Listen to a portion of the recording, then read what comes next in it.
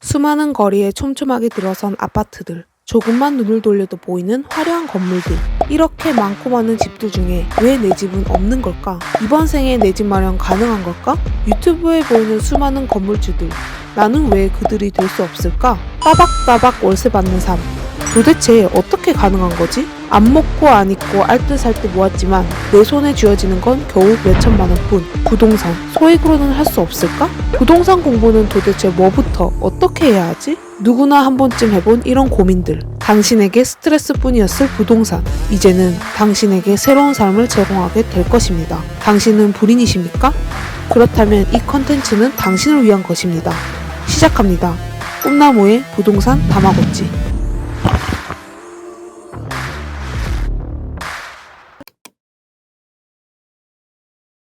아니 근데 우리 경매 경락잔금 대출 무주택자는 조정지역이 40%에서 50% 정도밖에 안 나온다던데?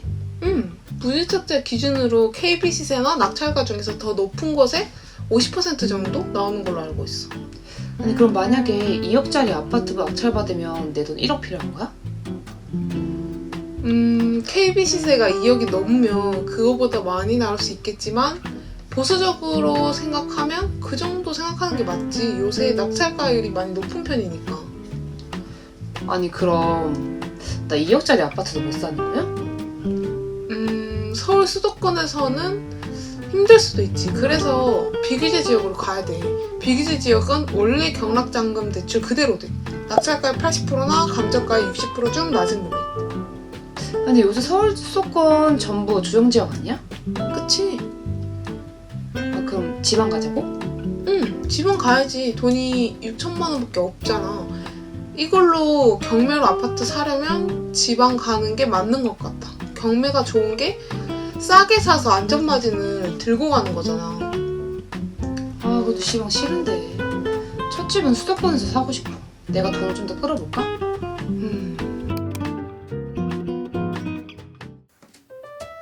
안녕하세요 여러분, 다마고치 1호입니다. 위 대화 내용에서 느꼈겠지만 다마고치 2호님과 지역을 선정하는 데 있어서 의견 차이가 조금 있었는데요. 저 같은 경우에는 돈이 된다면 지방 소도시라도 가야 한다는 입장이고, 다마고치 2호님은 평생을 서울 수도권에서 살아왔기 때문에 지방으로 가는 걸 꺼려했습니다. 하지만 이해가 안 간 것은 아니었어요. 입장 바꿔서 생각을 하면 평생 수도권에서 살아왔는데 첫 주택을 지방에서 마련한다고 하면 저 같아도 썩 좋을 것 같지는 않았거든요. 그런데 아시겠지만 현재 경기권의 비규제 지역은 정말 거의 없습니다.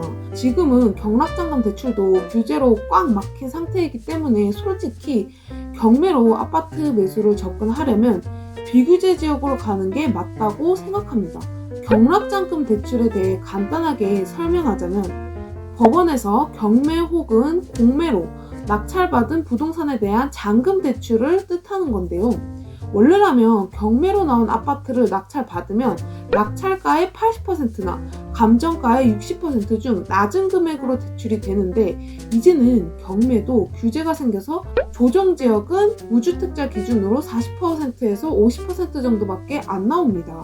예를 들어 규제 전에는 감정가 3억에 경매로 나온 아파트가 있는데 제가 그 아파트를 2억 5천만 원에 낙찰을 받았다고 가정하겠습니다.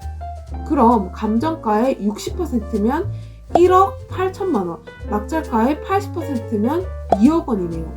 그럼 더 낮은 1억 8천만 원까지 대출이 돼서 내 돈 7천만 원만 있으면 이 3억짜리 아파트를 살 수 있었습니다. 하지만 이 아파트가 서울이나 경기권에 있다면 규제 지역으로 묶여서 40%에서 50% 정도밖에 대출이 안 되기 때문에 감정가의 최대 50% 하면 1억 5천만 원밖에 대출이 안 되는 상황입니다. 또 제가 알기로는 50%까지 대출을 받으려면 실거주 요건도 있는 걸로 알고 있습니다. 그럼 전세를 맞춰 투자금을 회수해야 하는데 그게 안 된다는 거죠. 그럼 굳이 경매를 할 필요가 없어집니다. 또한 규제 지역은 인기가 많기 때문에 요새 낙찰가율이 상당히 높은 편입니다. 결론부터 말씀드리자면 규제 지역에서 경매로 소액으로 접근하기는 힘든 게 사실입니다. 그래서 저는 비규제 지역으로 가려고 했습니다. 하지만 다마고치 이호님은 수도권에서 주택 매수를 원했고 우리가 가진 자본은 소액이기 때문에 굳이 경매로 접근하기보다는 지금 시기에는 갭투자로 접근하는 게 자금을 훨씬 줄일 수 있겠다는 결론이 내려졌습니다. 경매의 장점은 싸게 살 수 있지만 단점은 지방으로 가야 한다는 거지만 갭투자의 장점은 규제 지역에서도 갭이 작은 걸 잘 찾으면 경매로 접근할 때보다 더 좋은 아파트를 살 수 있고 단점은 싸게 사지 못한다는 것입니다. 여기서 다마고치 2호님은 후자를 선택했습니다. 자, 그러면 이제 지역 선정을 해야겠죠? 그래서 다음 편에는 저희가 최종적으로 어떤 지역을 선택했고 왜 그 지역을 선택했는지 자세히 설명해 보도록 하겠습니다. 마지막으로 꿈나무 부동산 공부 2편을 준비했는데요. 저번 시간에 부동산 지인을 이용하여 수요와 공급에 대해 어떻게 조사하는지에 대해 설명해 봤는데요. 이번엔 불인이들이 보면 좋은 사이트 2편을 준비했습니다. 바로 KB리브 부동산인데요. 이 사이트를 어떻게 사용하는지 자세히 설명해 볼 테니까요. 이제부터 집중해 주세요. 네이버에서 KB리브 부동산 검색하면 이렇게 국민은행에서 제공하는 리브 부동산이라는 사이트가 뜨는데요. 여기를 들어갑니다. 네, 그러면 이런 사이트가 뜨는데 여기서 제가 보는 곳은 하나입니다. 회원가입을 해주시고 회원가입을 하시면 여기 KB통계라는 것을 볼 수 있습니다. 그러면 이런 화면이 뜨는데요. 여기서 주간 아파트 매매 가격 동향이라고 해서 한 주간 얼마나 상승했는지 보기 좋게 그래프로 시각화해 놓은 것입니다. 밑에는 매매 시장 동향을 이렇게 시각화해 놓은 것인데 제가 보는 것은 주간 KB 주택시장 동향입니다. 이걸 들어가시면 이렇게 KB국민은행에서 매주 주택 가격에 대해서 조사해 놓은 시계열표를 제공을 하는데요. 한번 바로 들어가 보도록 하겠습니다. 보면 이걸 이렇게 다운받아서 제가 이미 다운을 받아놨기 때문에 바로 열어보겠습니다. 열면 이런 화면이 바로 뜨실 거예요. 바로 한눈에 보이는 게 이 매매 가격의 금주 상승률 상이라고 해서 이게 가장 최근 한 주 동안 집값이 가장 많이 상승한 지역부터 차례대로 이렇게 나타난 것입니다. 보시면 안성은 1.89%나 상승했네요. 자, 1.89% 부동산에서 1% 넘게 상승한다는 것은 정말 엄청나게 많이 상승한 겁니다. 진짜 웬만한 아파트는 이 정도면 거의 다 몇 천만 원씩 올랐다고 보시면 될 것 같습니다. 그 다음으로 오산, 강릉, 제가 투자한 평택도 여기에 있네요. 자, 이런 식으로 매주 상승한 지역을 이렇게 줄을 세워서 보여줍니다. 그 다음으로 이렇게 전세가도 같이 알려주는데요. 보시면 자, 이렇게 여기 상승률 상위에 있고 전세도 상승률 상위에 있는 지역이 좋은 지역이겠죠? 보면 안성은 1.89% 매매 가격이 상승했지만 전세가는 0.6% 정도 상승했고 오산은 1.62% 상승했지만 전세가가 1.59%나 상승한 것을 알 수 있습니다. 이걸 보시면 매매가와 전세가가 같이 거의 똑같이 상승하고 있다. 이런 지역이 당연히 투자하기가 더 좋겠죠. 왜냐하면 그만큼 전세가가 올라와주면 하락시에 전세가가 매매가를 받쳐주기 때문에 그만큼 다른 지역보다 덜 하락할 수 있다는 거겠죠. 또한 그만큼 거품이 좀 덜 끼었다고 봐도 무방하겠죠. 이렇게 전세가가 받쳐준다면. 자, 그 다음으로 보는 게 여기 매매 증감표입니다. 네, 이 자료를 제가 가장 많이 보는데요. 간단하게 이제 설명을 해보자면 여기 하얀색 부분은 0%에서 0.2% 미만으로 상승한 경우 이렇게 하얀색으로 나타나고요. 이 하얀색보다 조금 진한 이 살짝 연한 노란색, 이 색은 0.2%에서 0.4% 이하로 상승한 경우 네, 이런 노란색을 띠고요. 이거보다 조금 더 진한 노란색, 이 색은 0.4%에서 0.6% 이하로 상승한 경우 이 색을 띠고요. 이거보다 더 진한 주황색, 이 색은 0.6%에서 0.8% 이하로 상승한 경우 이 색을 띱니다. 그리고 이거보다 더 진한 빨간색 같은 이 완전 진한 이 색은 0.8% 이상 상승한 경우 이렇게 빨간색을 네, 띄고 있습니다. 자, 이제 이것을 어떻게 보면 되냐면, 보시면 상승할 때 이렇게 바로 진한 빨간색을 띄는 경우는 없고, 하얀색에서 점점 이렇게 하얀색에서 점점 연한색을 띄다가 빨간색으로 띄는 것을 알 수 있습니다. 자, 보시면 지역이 이렇게 서울이 먼저 나오고, 이만큼 다 이렇게 서울이겠죠? 서울이 나오고, 그 다음에 6개 광역시가 뜹니다. 그리고 그 다음으로 네, 이렇게 경기권이 뜨고, 그 다음에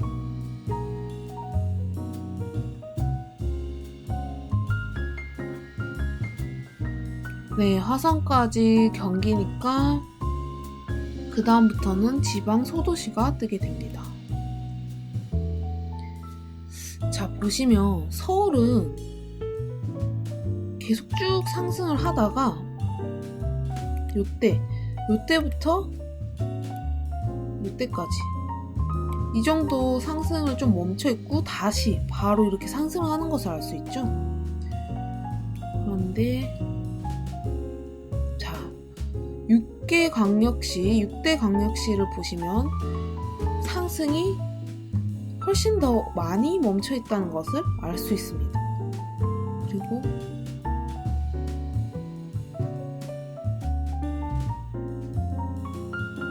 수도권을 보시면 이 정도 상승을 멈춰있죠. 보시면 서울과 약간 비슷한 흐름을 보이고 있죠.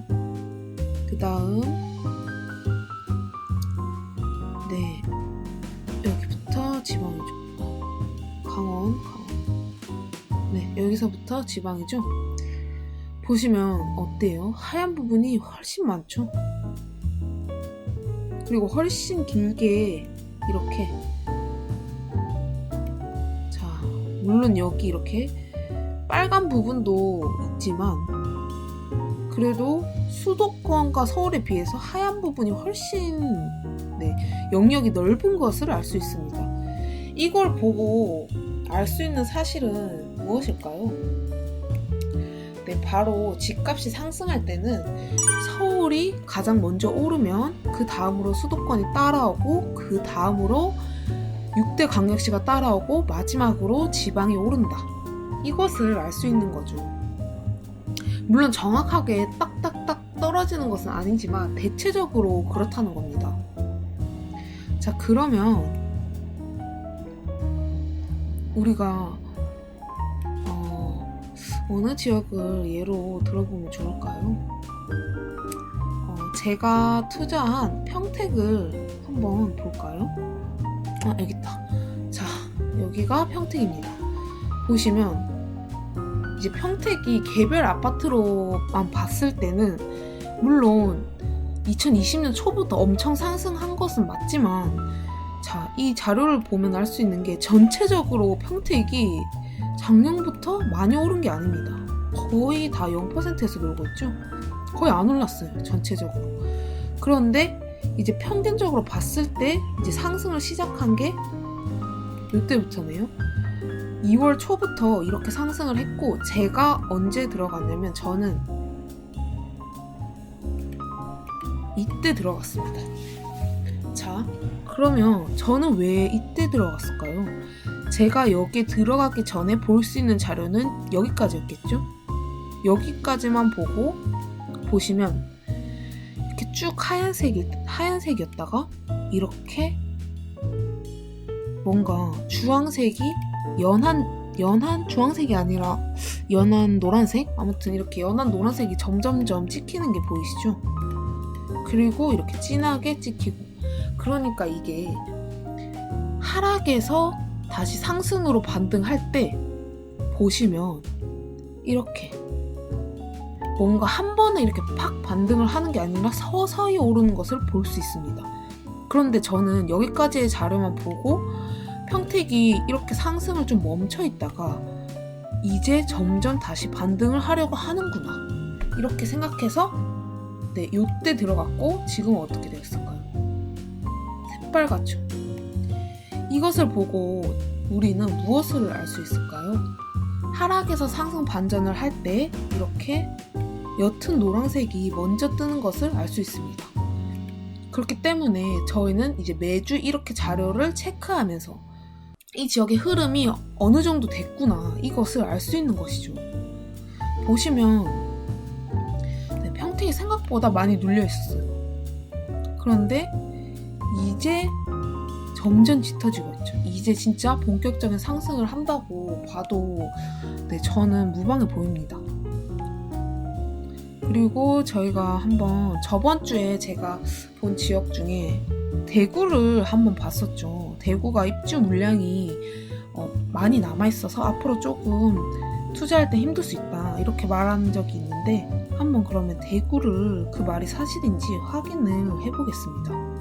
어딨지? 부산 대구 여기 있네요. 왜 이렇게 못 찾지? 자, 여기가 대구네요. 자, 보시면 대구는 이렇게 쭉 상승을 하다가